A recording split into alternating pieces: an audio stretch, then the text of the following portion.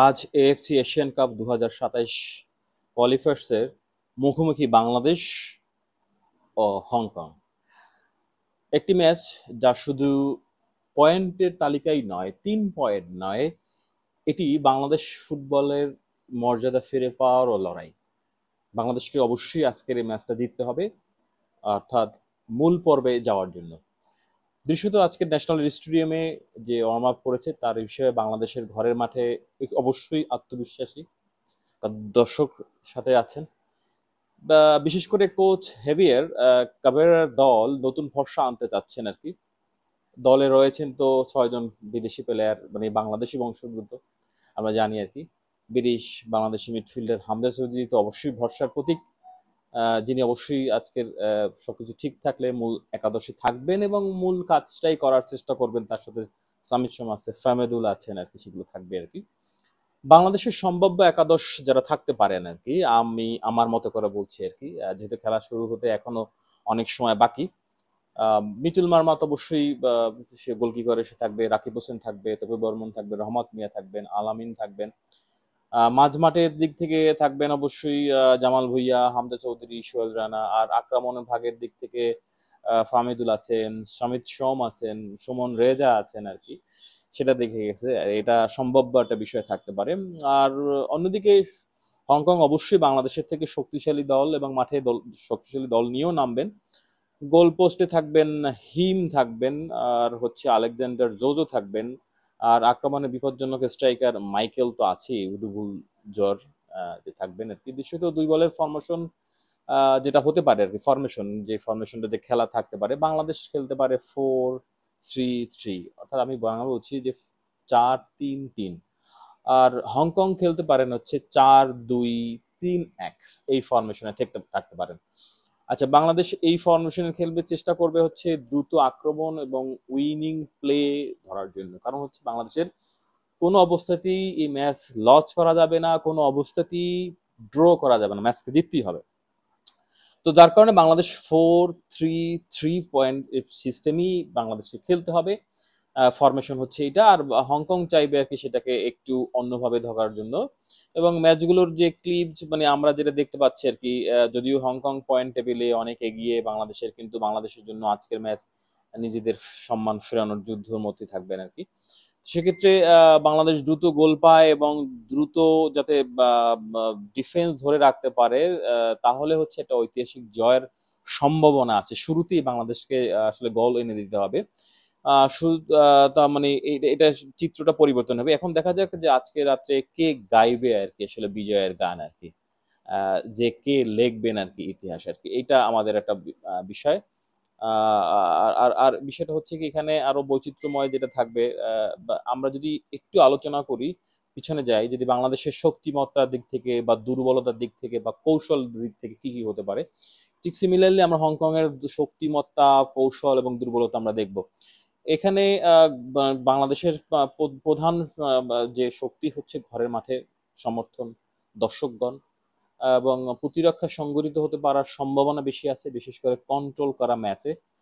এটা একটা বিষয়। আর নতুন সংযোজন হিসেবে যে প্লেয়ার যারা আছেন, হামজা চৌধুরী, সামিদ সোম, ফাহমেদুল, এই যারা আছে, এবং তারা অবশ্যই সহায়তা করতে পারেন আজকের। আর দুর্বলতার দিক থেকে বাংলাদেশের ক্ষেত্রে দেখা গেছে যে আক্রমণের ধারাবাহিকতা অবশ্যই কম। যদিও দেখা যাক আজকের ফরমেশন অনুযায়ী 4-3-3 ফরমেশন অনুযায়ী খেলে কিনা বাংলাদেশ। যদি খেলে সেক্ষেত্রে সেখানে আসলে কি আক্রমণ ভাগটা তারা সাজায় আর কি, দেখা যাক। তো সেক্ষেত্রে দুর্বলতা মনে হয় যে তারা মানে সুযোগ তৈরি করতে, মানে একদম ধারাবাহিকভাবে সুযোগ তৈরি করতে আসলে হিমশিম খেতে হয় আর কি। মিডফিল্ড হিসেবে উঁচুমানের প্রতিদ্বন্দ্বীদের বিপরীতে দাপট হারানোর সম্ভাবনা কিন্তু থাকে। কারণ হচ্ছে হংকং এর মিডফিল্ডটা অবশ্যই শক্তিশালী।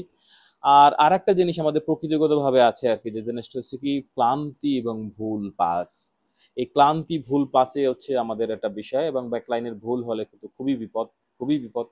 কৌশলগত দিক থেকে প্রতিপক্ষকে বল দখল করতে না দিয়ে দ্রুত কন্ট্রোল করে আক্রমণ চালাতে হবে।